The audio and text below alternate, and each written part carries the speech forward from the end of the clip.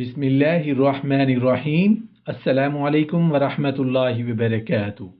جب موت کا وقت آتا ہے تو ہر شخص کی عمر مقرر ہے، نہ اس سے گھٹ سکتی ہے نہ بڑھ سکتی ہے۔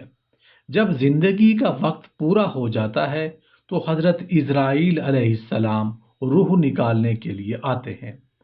اس وقت مرنے والے کو دائیں بائیں جہاں تک نظر جاتی ہے فرشتے ہی فرشتے دکھائی دیتے ہیں۔ مسلمان کے پاس رحمت کے فرشتے ہوتے ہیں اور کافر کے پاس عذاب کے۔ اس وقت کافر کو بھی اسلام کے سچے ہونے کا یقین ہو جاتا ہے، لیکن اس وقت کا ایمان معتبر نہیں، کیونکہ ایمان تو اللہ اور رسول کی بتائی ہوئی باتوں پر بے دیکھے یقین کرنے کا نام ہے۔ اور اب تو فرشتوں کو دیکھ کر ایمان لاتا ہے، اس لیے ایسے ایمان لانے سے مسلمان نہیں ہوگا۔ مسلمان کی روح آسانی سے نکالی جاتی ہے اور اس کو رحمت کے فرشتے عزت کے ساتھ لے جاتے ہیں، اور کافر کی روح بڑی سختی سے نکالی جاتی ہے اور اس کو عذاب کے فرشتے بڑی ذلت سے لے جاتے ہیں۔ جس جنت کا پرہیزگاروں سے وعدہ کیا گیا ہے اس کا ایک وصف یہ ہے، یعنی صفت یہ ہے کہ اس میں ایسے پانی کی نہریں ہیں جو انتہائی لطیف ہیں، نہ سڑتا ہے، نہ اس کی بو بدلتی ہے، نہ ہی اس کے ذائقے میں فرق آتا ہے۔ دوسری صفت یہ ہے کہ اس میں ایسے دودھ کی نہریں ہیں جس کا مزہ نہیں بدلتا، جبکہ دنیا کے دودھ کا حال اس کے برخلاف ہے کہ وہ خراب ہو جاتا ہے۔ تیسری صفت یہ ہے کہ اس جنت میں ایسی شراب کی نہریں ہیں جو پینے والوں کے لیے خالص لذت ہی لذت ہے۔ وہ دنیا کی شرابوں کی طرح خراب ذائقے والی نہیں ہے، اور نہ ہی اس میں میل کچیل ہے، نہ خراب چیزوں کی آمیزش ہے، نہ وہ سڑ کر بنی ہے، نہ اس کے پینے سے عقل زائل ہوتی ہے، نہ سر چکراتا ہے، نہ خمار آتا ہے، نہ ہی درد سر پیدا ہوتا ہے۔ یہ سب آفتیں دنیا ہی کی شراب میں ہیں، جبکہ جنت کی شراب ان سب عیوب سے پاک، انتہائی لذیذ، فرحت بخش اور خوشگوار ہے۔ چوتھی صفت یہ ہے کہ اس میں صاف شفاف شہد کی نہریں ہیں، یعنی وہ شہد صاف ہی پیدا کیا گیا ہے، دنیا کے شہد کی طرح نہیں کہ جو مکھی کے پیٹ سے نکلتا ہے اور اس میں موم وغیرہ کی آمیزش ہوتی ہے۔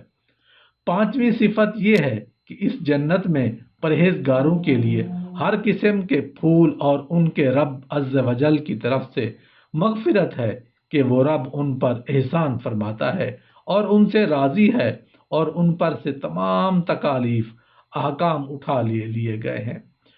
وہ جنتی جو چاہیں کھائیں، جتنا چاہیں کھائیں، وہاں کوئی حساب نہیں ہوگا۔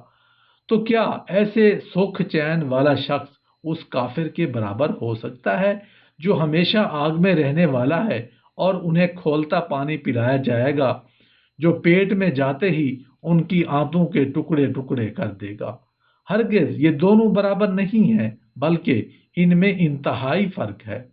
کفار جب عذاب سے عاجز آ کر موت کی تمنا کریں گے اور موت بھی نہ آئے گی تو آپس میں مشورہ کر کے جہنم کے داروغہ حضرت مالک علیہ السلام کو پکار کر کہیں گے کہ اب اپنے رب سے ہمارا قصہ تمام کروا دیجئے۔ حضرت مالک علیہ السلام 1000 برس تک جواب نہیں دیں گے۔ 1000 برس کے بعد کہیں گے مجھ سے کیا کہتے ہو؟ اس سے کہو جس کو نافرمانی کی ہے، اس سے کہو جس کی نافرمانی کی ہے۔ تب پھر 1000 برس تک اللہ تعالیٰ کو اس کے رحمت کے ناموں سے پکاریں گے، وہ 1000 برس تک جواب نہیں دے گا۔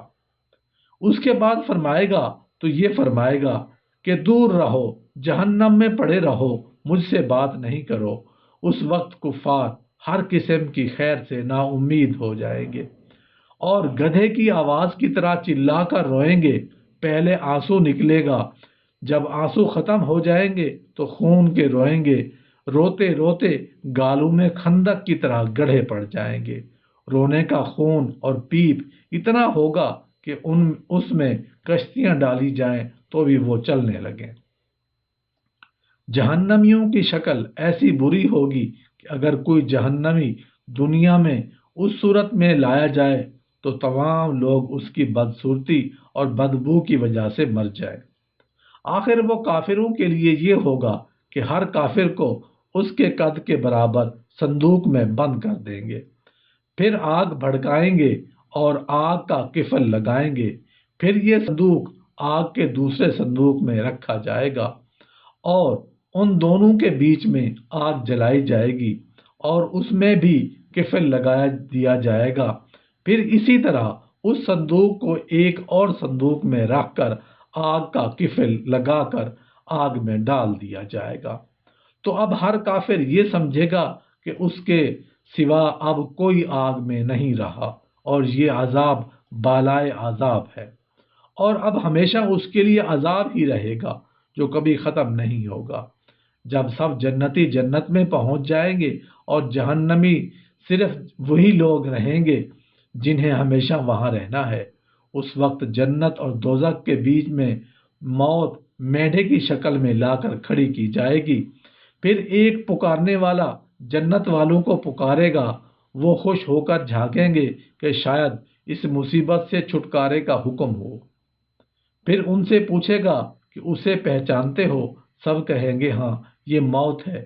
پھر وہ ذبح کر دی جائے گی اور کہے گا اے جنت والو، ہمیشہ ہے اب مرنا نہیں، اور اے دوزخیو، ہمیشگی ہے اور اب مرنا نہیں۔ اس وقت جنتیوں کو خوشی پر خوشی ہوگی اور جہنمیوں کو غم کے اوپر غم ہوگا۔